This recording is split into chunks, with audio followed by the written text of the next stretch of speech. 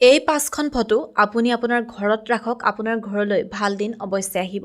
আপুনি বিচাৰি আছে আপোনাৰ ঘৰলৈ ভাল দিন আহক, তেনে ক্ষেত্ৰত আপুনি এই 5খন ফটো ৰাখি আপোনাৰ ঘৰলৈ ভাল দিন অহাত অৰিহণা যোগাব পাৰে। এতিয়া আপোনাৰ ঘৰলৈ ভাল দিন আহিবৰ কাৰণে আপুনি কি 5খন ফটো ৰাখিব লাগে আমি চাবলৈ। আপুনি যদি আপোনাৰ ইউটিউব, ফেচবুক অথবা ইনষ্টা লিগেল আৰু অৰ্গেনিকভাৱে মনিটাইজ কৰিব বিচাৰে, গ্ৰোথ কৰিব বিচাৰে, আমাৰ লগত যোগাযোগ কৰিব।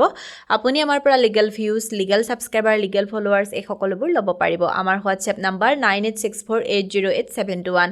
আপুনি আমাৰ হোৱাটছএপত মেছেজ কৰিব, আপোনাৰ ক্ৰাইটেৰিয়াখিনি জনাই দিব আৰু আপোনাক আমাৰ তৰফৰ পৰা ফোন কৰা হ'ব। এতিয়া আমি জানিব লওক 2025 বৰ্ষটো আপুনি ঘৰত কি ফটো আঁৰি থ'লে আপোনাৰ ঘৰত পজিটিভ উৰ্জা আহিব, ভাল দিন আহিব। প্ৰথমটো হৈছে আপুনি দৌৰি থকা 7টা ঘোঁৰাৰ ফটো ৰাখিব পাৰে, আপোনাৰ উন্নতিত অৰিহণা যোগাব। এতিয়া আমাৰ কি হয়, বহু মানুহৰ এনেকুৱা আছে 2024 বৰ্ষটো বহুত বেছি বেয়া গৈছে, 25 বৰ্ষটোত ভাল হোৱা বিচাৰিছে।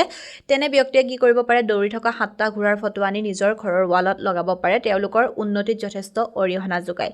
দ্বিতীয়তে হৈছে আপুনি ৰাধা কৃষ্ণৰ ফটো লগাব পাৰে। ৰাধা কৃষ্ণৰ ফটো লগালে কি হয়, স্বামী স্ত্ৰীৰ মাজত যদি কাজিয়া পেচাল হৈ থাকে, মিলা প্ৰীতি নোহোৱা হয়, মৰম চেনেহ নোহোৱা হয়, সেই ক্ষেত্ৰত ৰাধা কৃষ্ণৰ ফটোৱে যথেষ্ট ভাল দিন আনে। তৃতীয়তে হৈছে আপুনি ৰাজহাঁহৰ যোৰাৰ ফটো লগাব পাৰে। ৰাজহাঁহৰ যোৰাৰ ফটো লগালে আপোনাৰ ঘৰত সুখ শান্তি সমৃদ্ধি আহে।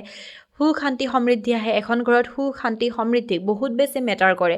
এখন ঘৰত টকা পইচা যিমান নাথাকক লাগিলে সুখ শান্তি সমৃদ্ধি যদি নাথাকে, সেই ঘৰখনৰ কেতিয়াও উন্নতি নহয়। গতিকে আপুনি যদি বিচাৰে আপোনাৰ ঘৰখনত সুখ শান্তি সমৃদ্ধি হওক, আপুনি আপোনাৰ ঘৰত ৰাজহাঁহৰ যোৰা ৰাখিব পাৰে। আপুনি কি কৰিব পাৰে, আপোনাৰ ঘৰত বালকৃষ্ণ, গাই গৰুৰ লগত থকা বালকৃষ্ণৰ ফটো ৰাখিব পাৰে।